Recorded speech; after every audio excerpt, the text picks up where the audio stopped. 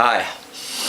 I'm just going to put a song on in a minute. It's called Misery, and I wrote this song a while ago. And a lot of songs I've written, funny thing is I write them and maybe a song was a year old or 5 years old or 10 years old, and usually what I've written, I don't even know sometimes what I was writing about, but then I realised years later what I was writing about, and it becomes real. It's like it's foreseeing the future stuff. I don't know, it's weird, but it happens a lot to me. Recently, my daughter had a birthday in May. It was her 18th birthday. I didn't see her, I didn't speak to her. I've sent her a card and she was sent a present. I missed you so much, Anastasia. I haven't seen you since the 13th of February last year. And I miss you. And I've been hammering myself with alcohol since Susanna left, and she left in 2009. I was getting bad at points, but I was okay. The couple of months leading up to your birthday, well, I hammered myself to the point of, it's amazing I'm still alive, because I was drinking to the extent of, my blood alcohol would have been probably every day about 0.38. That's enough to put people in into a coma, make you comatose and die, or have other complications.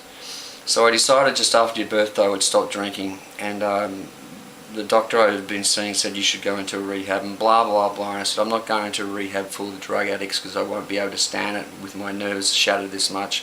I'll end up wanting to strangle somebody. So I decided to do it myself, and I didn't tell anybody I was doing it, and I'm on my 3rd week now and I haven't had a drop of alcohol. Now that's the first time in my life since I was about 21 years old that I haven't had a drink at all. And I've always had a social drink, and then sometimes I would drink a bit more, and then I went through binge drinking phases. I got myself into trouble with drinking, but I've never drunk as much as I did in the last 6 months. I was drinking enough to kill people, but my metabolism had built up to the point where I was resilient. Now, so I went through and I did a home detox, and I stopped drinking. I went cold turkey, and the first day I was nauseous, and then I felt a little queasy, but after that I felt okay.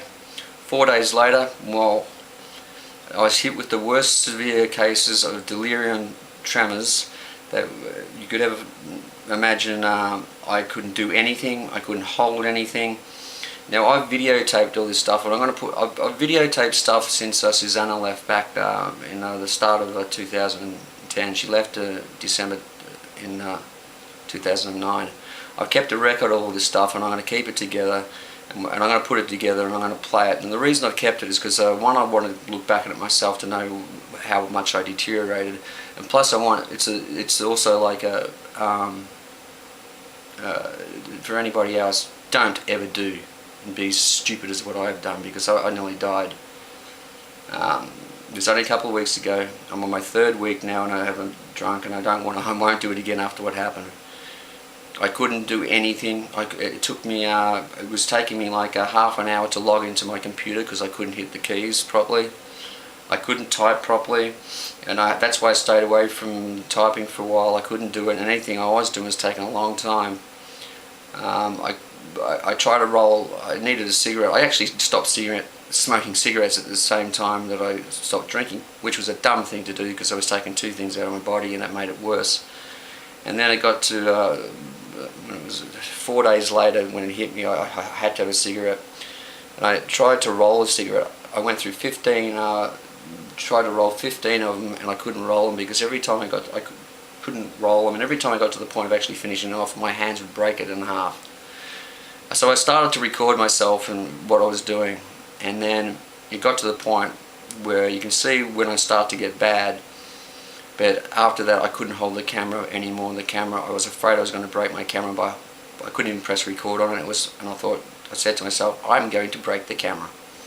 So I didn't touch it anymore after that.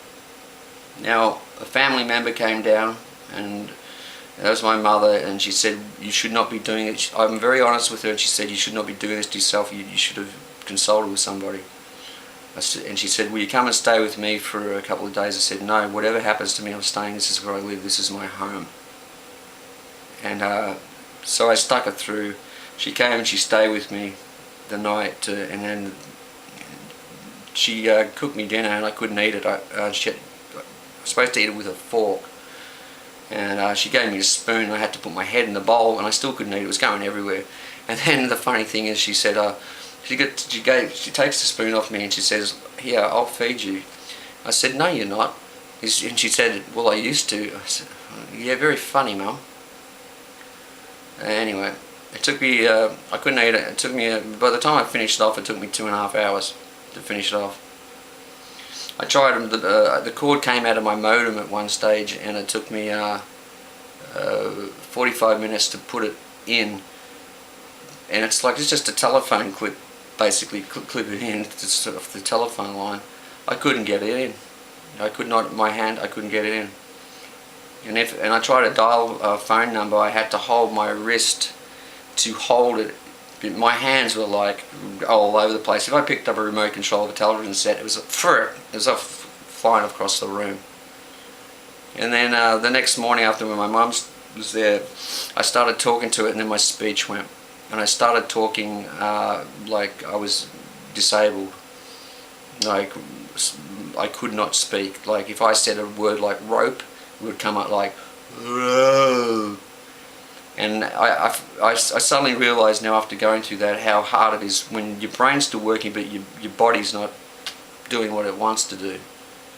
I've got through it, and I'm through that, and it's the most disgusting thing to go through, and it proves how dangerous and how alcohol is the worst drug in the world.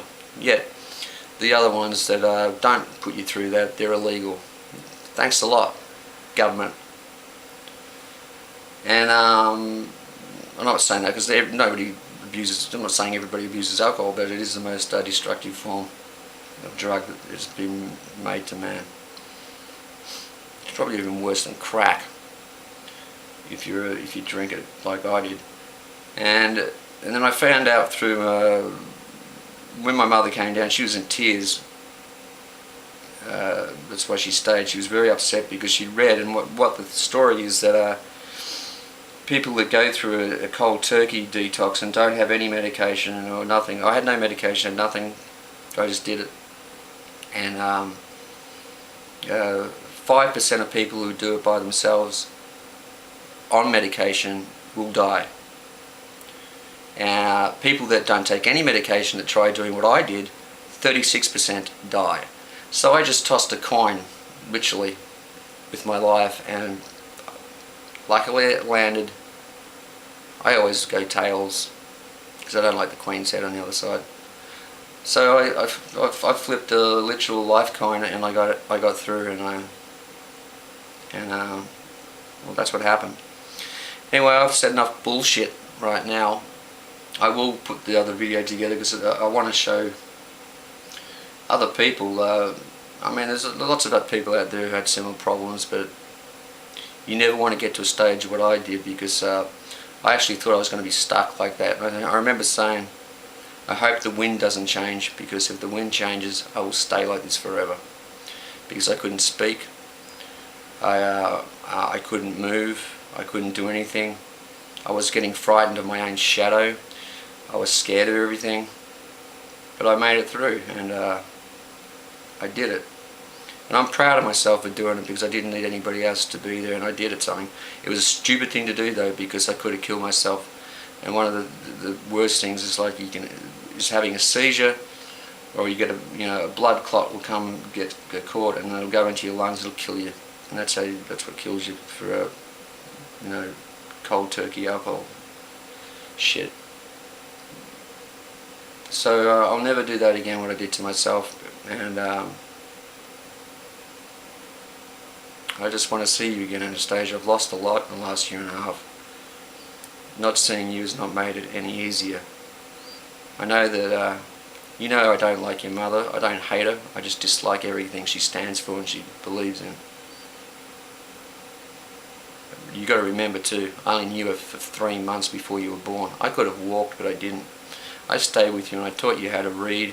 And I taught you all the things that you know, and all the things you love were completely influenced by you spending time with me, because half of it your mother doesn't even like, and you've told me that. You won't even see this video because you're blocked from my Facebook and I'm blocked from yours. We're on a standoff, Mexican standoff, as they say. Well, come back when you're 21 or 25, when you grow some,